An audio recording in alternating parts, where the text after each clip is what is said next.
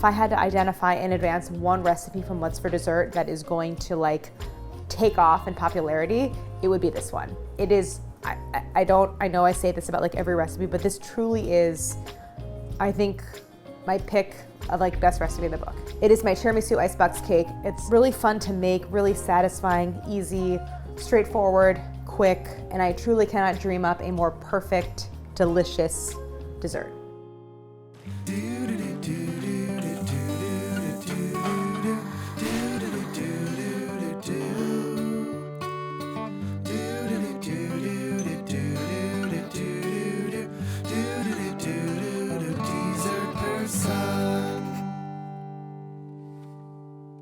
Book 2, What's for Dessert, is generally focused around much simpler recipes. So Dessert Person had like a very wide range of difficulty from very easy to very challenging.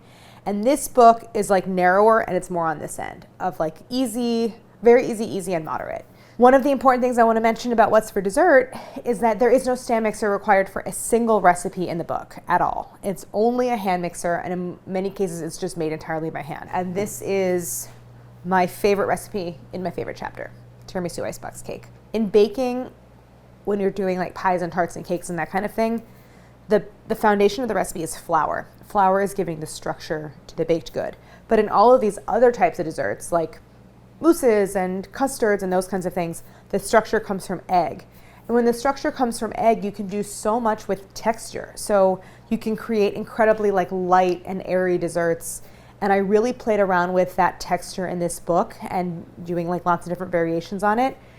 And I've come to really appreciate more than any other texture like lightness and airiness. And so this recipe for Tiramisu Icebox Cake is a very, very light version of the classic dessert. I take a lot of liberties here. This is not a classic tiramisu. I turn it into an icebox cake. I make this really almost mousse-like mascarpone mixture, but it's really easy. I layer it all together in a loaf pan, chill it overnight, cover it with whipped cream. To me, it's everything I want tiramisu to be, but it usually is not. It's usually too heavy, too cold, too sweet, and too boozy. And this recipe is perfect. In turning tiramisu into an icebox cake, this recipe is really emblematic of the style of the book because it sort of plays with like ideas of nostalgia. It kind of has a lot of like modern spins on nostalgic recipes like banana cream pie and ice cream sundaes, that kind of thing. So I love taking this like kind of classic Italian dessert and making it like a little bit nostalgic American at the same time. One thing about the book is in sort of my focus on simplicity and streamlining is I try to, not call for like tons of ingredients. So this is an example of a recipe where I kind of look at the ingredients and I'm like, I can't believe all of this like makes a dessert, but it really does. Very important, I have a 7-ounce package of ladyfingers. So you often see them labeled in the grocery store as like Savoiardi. That's the Italian style.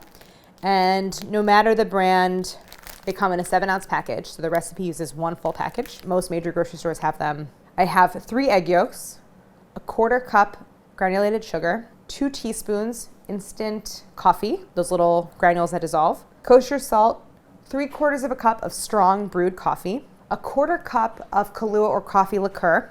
Usually it's rum in traditional tiramisu. I don't love the like raw burn of rum, so I'm using kahlua, which is I find like more appealing, and it's coffee flavored. Vanilla extract. Then I have 1.5 cups chilled heavy cream, 8 ounces of mascarpone. Of course, you have to have mascarpone for any tiramisu recipe, and then unsweetened cocoa powder for sprinkling over top. For me, also, I was so excited in this book to feature more coffee. Coffee is like maybe like my favorite flavor in the whole world. I love it so much, and in dessert form, to me, there's just like no better flavor in a chilled dessert than coffee flavor. So I wanted to really bring coffee in a few different ways in this recipe. So I have instant, brewed, and then liqueur. Can you make it strong enough so that that could be your morning coffee? Like a little serving of that? Maybe if you had like extremely strong espresso, you could. Now, special equipment. Very, very easy to put together. I am going to use a hand mixer. If you had a very powerful forearm, you could make it by hand. You could also do it in a stand mixer with a whisk attachment. So many options. I would recommend a hand mixer. It works best because you're working at first with a smaller volume, like with the egg yolks in the bowl. So a hand mixer is actually more effective in whipping that. I have a couple of mixing bowls, one shallow bowl that I use as like my little dipping vessel for the ladyfingers, and then a small saucepan. The first step of the recipe is to make my soak. So this is what I'm going to dip the ladyfingers in. I have a shallow bowl, which is good for dipping. All I do is mix my 3/4 cup of brewed coffee. You could use espresso, if you have like a coffee concentrate, that's great. This is room temp, by the way. You don't want it to be hot. Then 1/4 cup of Kahlua, which I love. So when I was making this, I feel like I got up to that part. I did well there. You were good with this one? Yeah. Okay. Vinny has made this recipe twice. I gave him a sneak peek, so he's keeping me honest with the steps here. You're good up to that point? Yep. Perfect. Next, I'm gonna take my medium bowl. Oh, by the way, I did prep the pan already. So this is a standard size loaf pan. It's like 8.5 by 4.5, I think, something like that. Yes, 8.5 by 4.5. And I lined it with plastic wrap. So I did like a crisscrossing piece, like one this way, one this way. And a great trick for when you're lining a pan with plastic to make like any kind of molded thing is really lightly wet the pan, like, you know, run your hand under water and then just kind of rub it around the inside of the pan and up the sides. And that helps the plastic to stick. So you can see it's like not, you know, bunching up anywhere. So I have that already prepped and ready to go. Next, I'm going to put my yolks into a medium bowl. I have my hand mixer ready to go with the beaters. Now I'm going to make like a sort of sugary coffee syrup in this small saucepan. I have a 1/4 cup granulated sugar, that instant coffee. This is a little twist, like generally the filling of tiramisu is not also coffee flavored, but I like working coffee into several different components in the recipe. 1/2 teaspoon kosher salt, vanilla extract. I don't remember how much. How much? It's probably like a teaspoon or something. Let me look it up. Maybe 2. Yeah, teaspoon. Not that it matters, so I'm just gonna eyeball it. Teaspoon of vanilla. Then just a 1/4 cup of water. So that all comes together. Now I'm gonna bring this over to the stove. And all I wanna do is bring this to a boil. So I'm gonna stir just to dissolve the coffee and the sugar and bring it to a boil. And it only takes like a minute or 2. How long will it take this conductor oven, what's it called? The induction. Induction. If I turn it on high, it would take like probably like 20 seconds. Now it's dissolved because I turned it up. The sugar and the coffee are dissolved, so I can stop stirring. And this just is going to come up to a boil, which it's almost there. And the next step is to stream that coffee syrup into my egg yolks as I beat constantly with the hand mixer. So the sort of classic base of tiramisu is something called sabayon, or like in the Italian is like zabaglione. And I'm not making that, but I'm doing something similar. So that is like a whipped egg yolk mixture, beat on medium speed. And I'm going to stream in the mixture. And this is going to cook the egg yolks. It basically pasteurizes them so that you're not serving a dish with raw egg in it. So I'm going to slowly stream this in.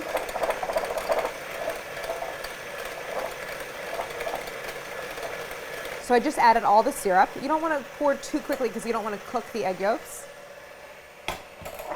And I'm beating constantly. Hey, Archie. And now that all the syrup is in, I'm going to turn up the speed to like medium high. And I'm going to beat this until it has this really light, airy, like mousse-y texture, and it's room temperature. And so it'll be thick and it'll sort of create a ribbon. I'll show you what it looks like. And that just takes a couple minutes. So you can kind of feel the outside of the bowl just to determine the temp. How you get to this part at home? Archie, no, that's hot, kitty cat.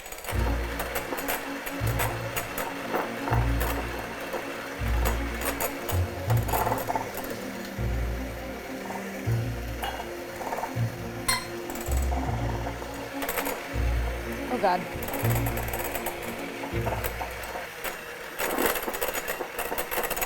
This is about done.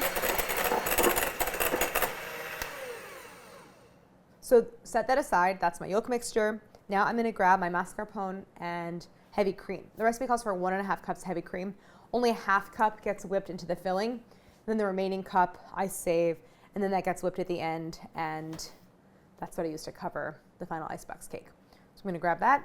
It's just, I'm keeping it cold because I want it to whip. Do this in a large bowl because you're gonna add the yolk mixture to this and complete the filling in here. So you need the extra room. So this is 8 ounces of mascarpone cheese, the essential ingredient for tiramisu. Different brands behave differently. Some brands are like super, super thick like this, almost cream cheesy, and others are a little bit looser. It doesn't really matter, but just know that the thicker it is to begin with, the easier it's gonna be to over whip. So just keep an eye on it. Okay, then half cup of the heavy cream.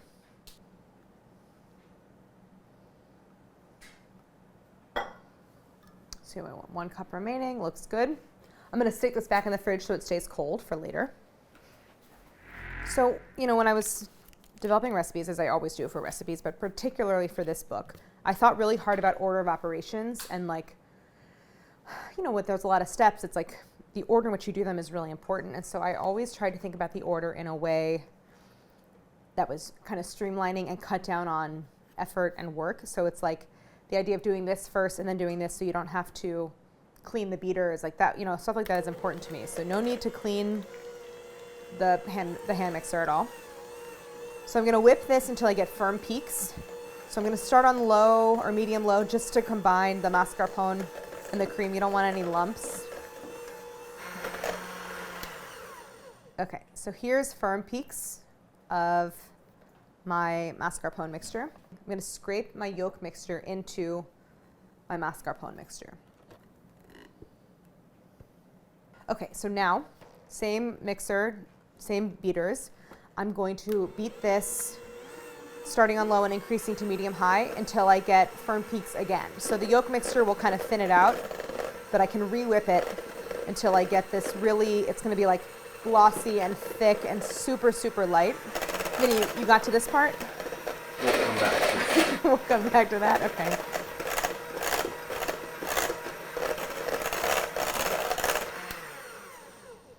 Here's the situation. Yeah. The first time I did it, nailed it, 100% Yeah. perfection. Yeah. Second time, this part right here, Yeah. the mascarpone curdled. Why? Right. But here's the thing, mascarpone's already curdled because it's cheese. So did it just get... It just looked like... It got grainy. I think what you did is you made butter like that time here. Exactly, with Yeah. the granita. Yeah. I know I made butter. Hold on. It looks worse than it did before. Help. Yeah, we all make mistakes. Yeah, It's fine. But why? because you over whipped it. Well, let's not tell people what happened. No offense, just because I want to maintain the idea that this is such an easy recipe anyone can do it. I'm ready to start assembling my filling, my soak, my ladyfingers. But before I start assembling, I need to trim the ladyfingers. So the idea is I'm creating crosswise rows in the bottom of the loaf pan. The top of the pan is the perfect width for the ladyfingers, but the base is narrower. So I have to trim them to get a layer of ladyfingers in the very bottom. Between 6 and 7 ladyfingers are what you need to make one single row. So I'm just going to trim off like the tiniest little nub of ladyfingers so that it rests in the very bottom of the pan like that. Trim those. I'm gonna start with, I have a half cup measure here. I'm going to scrape a half cup of filling into the bottom of the pan. So this is just gonna form a thin layer of filling in the very bottom. Then go ahead and spread that out. You can just use the back of a spoon or a small offset spatula.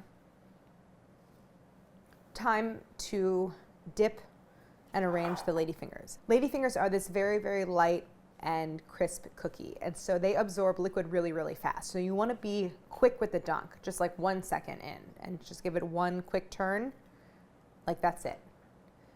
So it's going to absorb a lot of liquid and soften. And then I'm arranging them in like a tight row because I just want, complete coverage across the whole way. So I barely have room for the 7th. It depends on your specific loaf pan, so I'm actually just going to trim a little edge off of the 7th one. and then we'll be able to fit it. Okay, so that's what it looks like arranged all in the bottom. It's like 6.5 ladyfingers. Now the next layer of filling, I'm going to do a cup now of the filling to separate the ladyfingers. So scrape that over top, then smooth into an even layer. Now another layer of dipped ladyfingers, and I have to see if so at this point I'll be able to fit the ladyfingers without trimming. In a different loaf pan where maybe like the base is a little narrower, you might have to trim the second layer as well, but I will be able to fit these in here. So I was able to fit 7, really just kind of like perfectly across in my second layer, right there. And now I'm going to do another cup of filling. There's 3 total layers of ladyfingers. So separating the 2 layers is a cup of filling in between each. So I kind of just dollop it across the surface. Just easier to spread out that way. Same thing, spread that out, get it even all the way to the edges. Last layer of ladyfingers. Third and final layer of ladyfingers. I have just a few left over, like 3 left over, because the package I think takes 24. I did about 7 per layer, but generally it uses like nearly the entire package, which is great. You'll have about a half cup of filling left. I'm not going to measure it. I'm just going to scrape everything on top of that final layer of ladyfingers. So then this final amount of filling just gets smoothed right over the top. Spread it all the way to the edges. So once you've completed that whole layering process, take the overhang of the plastic and wrap it up and over the filling. You want to press it directly onto the surface. And then I kind of like to just give it a little press, make a really flat, smooth surface. So I had those like crisscrossing pieces of plastic, so then I'm just putting all 4 up and over. The assembly is done. I just want to put this in the fridge, so basically everything chills in the fridge until the filling is really set, it becomes sliceable, and the ladyfingers are basically like soaked and soft all the way through. This goes into the fridge for at least 12 hours. It's gonna like thicken and set so it becomes sliceable, and then the ladyfingers will soften all the way through. Okay, so I have one that I made last night, just the filling, and I'm gonna grab that plus my remaining cup of cold heavy cream. And then to finish it off, I have my cocoa powder to give it that sort of classic finish of tiramisu, which is just raw cocoa powder sprinkled on top. This is my remaining cup of heavy cream. I'm not even really washing the bowl from the filling. None of that's necessary. I'm not gonna sweeten this. There's plenty of other sweetness everywhere in the filling and in the ladyfingers, and in the kahlua is like a little bit sweet. So I just like this unsweetened cream on top. When you're whipping cream, don't like immediately go to high because you'll splatter out of the bowl. So you kind of start on like medium low and gradually increase the speed as it thickens. I'm gonna whip this to medium peaks. I don't want it to be too soft because it needs to hold its shape as it covers the icebox cake. So I'm just about there. So now I'm going to invert and unmold the icebox cake. Peel away the plastic. You can just kind of tell from the texture of the surface that it has set. And now the ends of the plastic are like, you know, a little sticky. Well, they're just kind of wet. So I'm gonna just make sure that these are out of the way. They're not gonna make my serving platter dirty. So then onto your serving platter, invert the plate onto the surface and then invert pan and plate together. Now if you need to, you can pull down on the sides of the plastic to dislodge the icebox cake. Then just peel away the plastic wrap. So now I'm gonna cover it in my whipped cream and just scrape everything right on top. This just gets spread all down and around the sides. And I generally like the look, like cream is so voluminous and billowy. I like being able to see that texture. I don't feel any need to like smooth it perfectly anywhere. So you just want to cover the whole thing. So you made those zigzags on purpose? Yeah.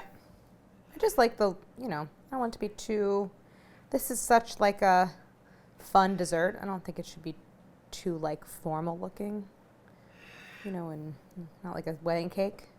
So I'm gonna go really light on the cocoa, and I wanna like see the contrast, so it's just a visual thing. And like cocoa is very strong, it's unsweetened, it's bitter, so you just need a little bit. And I just do like a little tap, and I like when the powder like spreads out and you get this kind of speckled effect. I mean, I feel like that looks pretty good.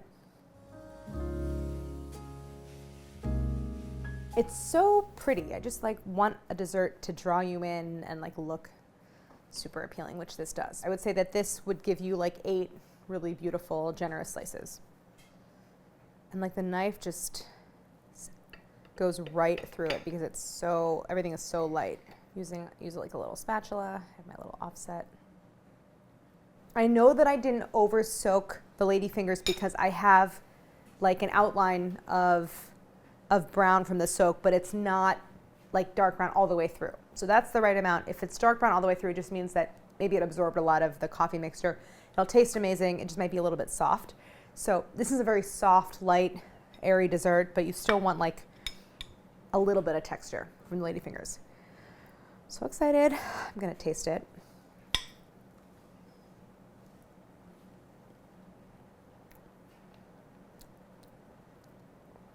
It's so good.